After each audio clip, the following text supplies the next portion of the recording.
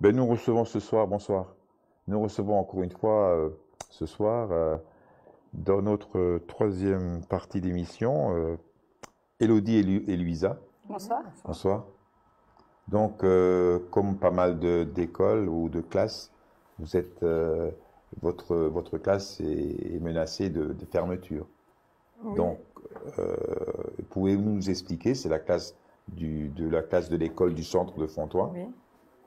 Et donc, qu'est-ce que vous avez fait jusqu'à présent? Ben, jusqu'à présent, en fait, déjà, en fait, la classe, elle est menacée parce que nous sommes soi-disant en manque d'effectifs. Donc, il n'y a pas les effectifs qu'il faut pour garder une classe ouverte. Et en fait, depuis le début, nous avons mené plusieurs actions. Nous avons contacté le député, M. Hamouche. Nous avons, Madame Batio, la inspectrice d'académie, nous a reçus plusieurs fois. Nous avons rencontré l'inspecteur d'académie, M. Chalex, ainsi que son adjoint et Madame Bathieu aussi. On a contacté plusieurs médias. Donc il faut savoir qu'à l'heure d'aujourd'hui, les effectifs demandés, on les a atteints, on les a. Donc vous avez les effectifs. On a les effectifs à la rentrée prochaine. Et qu'est-ce qui coince, quoi? Je veux dire, vous avez les effectifs, qu'est-ce qui coince? Eh bien, on se pose actuellement la question. Donc le comité, le CTSD s'est regroupé le 12 juin. Donc ils n'ont pas annoncé l'annulation de fermeture. Il faut savoir que le 27 juin, donc il y a le CDEN en sous-préfecture qui se réunit à nouveau. Et ils vont réétudier du coup le dossier. Et la réponse serait pour quand? Le 27 juin. Le 27 juin, normalement. Le 27 juin. Donc, jeudi prochain. Nous, on a fait remonter plusieurs fois tous les effectifs où il fallait.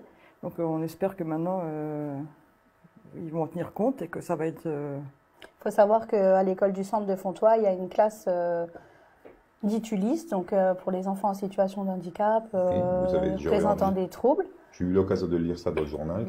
Voilà, donc il faut savoir que ces enfants-là doivent être inclus dans les classes dites ordinaires. Et en ayant des effectifs trop importants, les inclusions seront compliquées. Donc, qu'est-ce que vous envisagez pour la journée du 25? On envisage un blocage total de l'école. Et nous conseillons aux parents de ne pas mettre leur enfant à l'école ce jour-là et de se mobiliser au maximum avec nous, afin d'avoir le plus de monde possible pour montrer que nous sommes mécontents et que cette annulation de fermeture est importante, elle est primordiale pour le bien-être des enfants, pour le bien-être de tout le monde, pour leur scolarité. C'est pas possible, c'est pas possible. Si vous avez un message à laisser à travers Lorena TV à la spéciale académique, quel message vous pouvez leur dire aujourd'hui? Que vous avez les effectifs. De ne pas penser aux chiffres pour une fois, parce que les enfants ne sont pas des chiffres. D'accord. Et qu'il est primordial d'avoir une bonne qualité. On ne peut pas surpeupler des classes et avoir une qualité d'enseignement, c'est pas possible. Il faut penser aux enfants et il faut laisser les chiffres de côté pour une fois et la qualité plutôt que la quantité. Et on espère que l'inspectrice d'académie va nous soutenir à la commission du 27. Ça sera notre dernière chance. On vous remercie d'être venu et puis j'espère que vous serez entendus et que la participation du 25 sera nombreuse et sera fructueuse pour faire poids sur cette décision qui est à la fois, si vous avez l'effectif, est anormale, quoi. Je veux dire, donc on se souhaite bonne chance et puis que tout le monde vous suive dans cette aventure. Merci beaucoup. Merci à vous. Donc, quant à nous, nous allons terminer l'émission en vous disant qu'il y a une fête de la musique à Nilvange. Ça a commencé à 18 h. C'est au stade Lucien Noirot. Il y a la cage au folk.